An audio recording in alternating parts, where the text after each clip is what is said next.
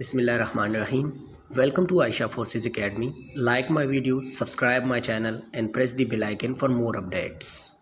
अस्सलामुअलैकुम स्टूडेंट्स, उम्मीद करता हूँ आप तमाम लोग खैर खैरियत से होंगे और बहुत अच्छी ज़िंदगी गुजार रहे होंगे। स्टूडेंट्स, आप लोगों को याद होगा हमारी पाक नेवी की जो सेलर की वैकेंसीज़ हैं, सेलर अल्फ़ा 2025, वो अनाउंस हो चुकी हैं और उनकी काफ़ी टाइम से हमारी प्रिपरेशन चल रही है।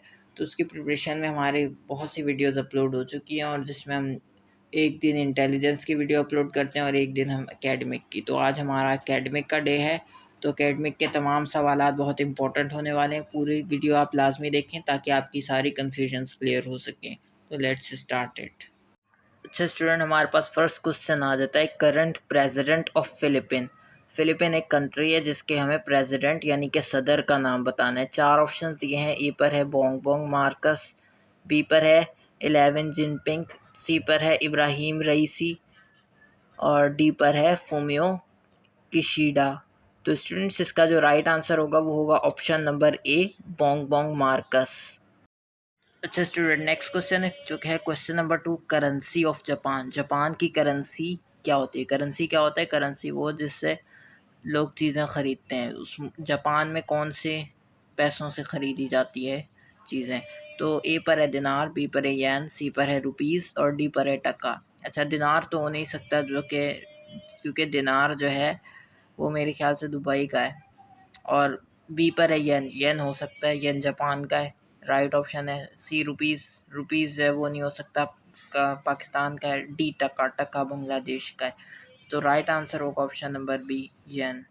अच्छा स्टूडेंट, नेक्स्ट क्वेश्चन है हमारे पास question number 3, first world war start date.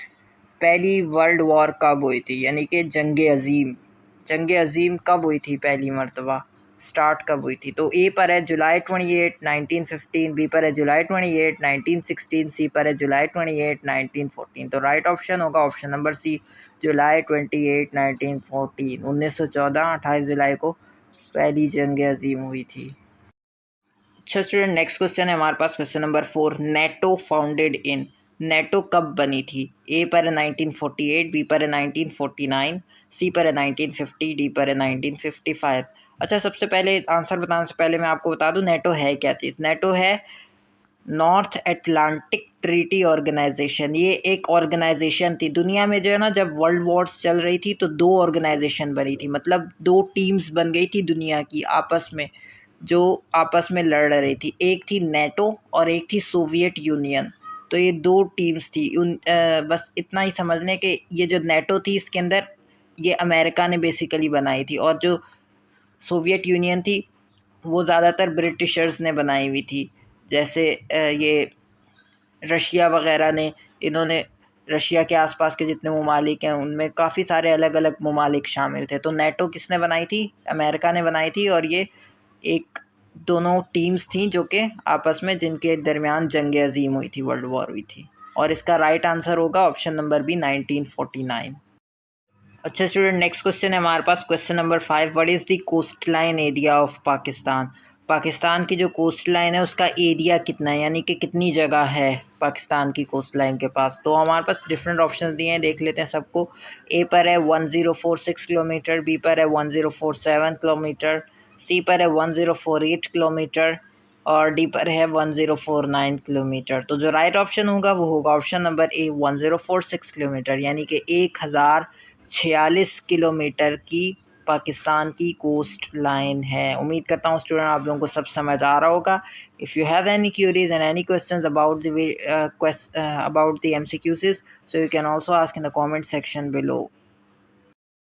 अच्छा स्टूडेंट, नेक्स्ट क्वेश्चन है हमारे पास, Pakistan second PM name. Pakistan का जो वज़ीर आज़म था, दूसरा वज़ीर आज़म, पहला तो हमारे पास लियाकत अली ख़ान साहब थे, दूसरे वज़ीर आज़म का नाम बताना है। तो हमारे पास ए पर है मिस्टर लियाकत अली ख़ान, बी पर है ख्वाजा नज़ीमुद्दीन और सी पर है मिस्टर मोहम्मद अली बोगरा और डी पर है चौधरी मोहम्मद अली।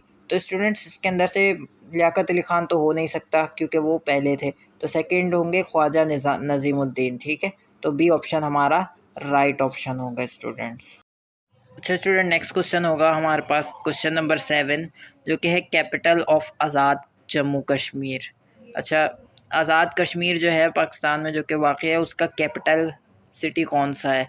तो हमारे पास 4 ऑप्शन दिए हैं, पर है मुज़फ़्फ़राबाद, बी पर है तेहरान, सी पर है अंकारा, डी पर है टोक्यो। अब ये जो बी, सी और डी हैं ऑब्वियस सी बात है, तो बाहर के ममालिक लग रहे हैं हमें, फ़ॉरेन कंट्रीज़ के सिटीज़ हैं, इनमें से पाकिस्तान का कोई भी नहीं है। तो ए जो है वही हमें पाकिस्तान का एक नज़र आ रहा है, मुज़फ़्फ़राबाद। तो ऑब्वियस सी बात है ए ही हमारा राइट आंसर होगा।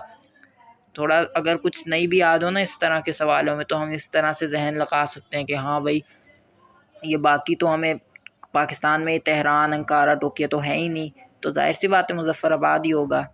तो इस तरीके से हम इन सवालों को सॉल्व कर सकते हैं।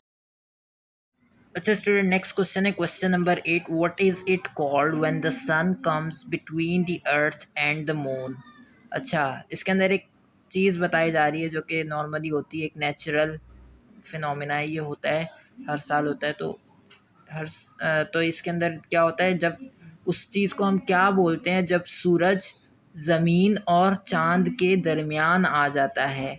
फिर से सुने, सूरज ज़मीन और चाँद के दरमियान आ जाता है, उसको हम क्या बोलते हैं। तो 4 ऑप्शन दिए हैं, ए पर एस्ट्रोनॉमिकल यूनिट, बी पर ल्यूनर इक्लिप्स, सी पर है सिज़िकी और डी पर है सोलर इक्लिप्स। तो हमारा जो राइट ऑप्शन होगा वो होगा ल्यूनर इक्लिप्स। ल्यूनर इक्लिप्स का मतलब क्या होता है, उर्दू में मतलब होता है चाँद ग्रहण। चाँद ग्रहण को हम बोलते हैं ल्यूनर एक्लिप्स, और जब सूरज ग्रहण लगता है तो उसको हम बोलते हैं सोलर एक्लिप्स। ल्यूनर एक्लिप्स हमारा राइट ऑप्शन होगा। अच्छा, ये होता क्या है, चाँद ग्रहण में क्या होता है, सूरज जो है ज़मीन और चाँद के दरमियान आ जाता है। उम्मीद करता हूँ आपको समझ आया होगा स्टूडेंट्स। अच्छा स्टूडेंट, नेक्स्ट क्वेश्चन है हमारे पास, इनर्शिया डिपेंड्स अपॉन। इनर्शिया किसके ऊपर डिपेंड करता है, किसके ऊपर रिलाई करता है। ए पर है डेंसिटी, बी पे है मास, सी पर है both A and B, D पर है फोर्स। सबसे पहले हमें समझना पड़ेगा इनर्शिया होता क्या है। इनर्शिया वो होता है जो किसी चीज़ को, जैसे फॉर एग्जांपल लेते हैं, हमारे पास एक पेन है, टेबल पे पड़ा है, ठीक है। अब वो पेन टेबल पे पड़ा है, रुका हुआ है, ना आगे बढ़ रहा है ना पीछे जा रहा है, जब तक उसके ऊपर हम कोई ताकत नहीं लगाते, आगे पीछे नहीं करते।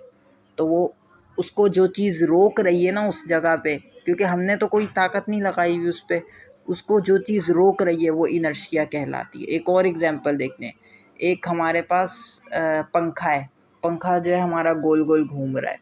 अब ये घूम रहा है, इस इसकी स्पीड ना तेज़ हो रही है ना कम हो रही है, जब तक हम इसको छेड़ेंगे नहीं। जब तक हम इसकी स्पीड एक ही रखेंगे तो इसकी स्पीड ना तेज़ हो रही है ना कम हो रही है, पंखे की, घूमते हुए पंखे की। तो जो चीज़ इसको एक ही स्पीड में घुमा रही है वो इनर्शिया है, ठीक है, समझ गए स्टूडेंट्स। तो ये होता है इनर्शिया, मतलब कोई भी चीज़ है उसको एक ही हरकत में रखा हुआ है, उसको ना इधर हो रही है ना उधर हो रही है। कांस्टेंट, एक वर्ड आता है कांस्टेंट, यानी कि साकिन, उर्दू में साकिन बोल। हाँ, तो स्टूडेंट्स, रुकी हुई चीज़ एक ही स्पीड में रुकी हुई है, वो कौन रोक रहा है, इनर्शिया रोक रहा है। चलती हुई चीज़ एक ही स्पीड में चलती जा रही है, चलती जा रही है एक ही स्पीड में, तो उसको कौन स्पीड दे रहा है, इनर्शिया दे रहा है। तो इनर्शिया ये चीज़ होती है। उम्मीद करता हूँ इनर्शिया समझ आया होगा। इतना अच्छा मुझे समझाना नहीं आता, लेकिन कोशिश भरपूर की है, तो उम्मीद करता हूँ आपको समझ आया होगा। इसका आंसर जो होगा हमारे पास वो होगा बोथ ए एंड बी। क्यों? क्योंकि पहले ऑप्शन में हमारे पास क्या है, मास है और डेंसिटी है। पहले और दूसरे ऑप्शन में मास और डेंसिटी है। अगर किसी चीज़ का वेट होगा तभी वो उस पर इनर्शिया अप्लाई होगा। किसी चीज़ की डेंसिटी होगी, डेंसिटी बोलते हैं थिकनेस को, मोटाई को। अगर किसी चीज़ का वज़न है और मोटाई है तभी उसके ऊपर हम इनर्शिया को अप्लाई कर सकते हैं। अगर कोई, जैसे हवा है, कोई उसका वेट तो होता है लेकिन वो उसकी थिकनेस इतनी नहीं होती, तो इसलिए उसके ऊपर इनर्शिया अप्लाई नहीं होता, वो कभी भी कहीं भी जा सकती है हवा। इसी तरीके से जिसका वेट हो, जिसका वज़न हो और जिसकी थिकनेस हो, मोटाई हो, उसी पर इनर्शिया अप्लाई होगा। तो बोथ ए एंड बी हमारा राइट आंसर होगा। फ्रेंड्स, अगर आपको वीडियो पसंद आई हो तो आप लाइक करें, सब्सक्राइब करें और शेयर भी करें। अगर आपको कोई भी प्रॉब्लम आए तो आप कमेंट करके मुझसे कुछ भी सवाल पूछ सकते हैं। मैं एवरी टाइम आपके लिए रेडी रहूँगा और आपका कमेंट का जवाब दूंगा इंशाल्लाह। तो स्टूडेंट, अल्लाह हाफिज़, अपना ख्याल रखिएगा।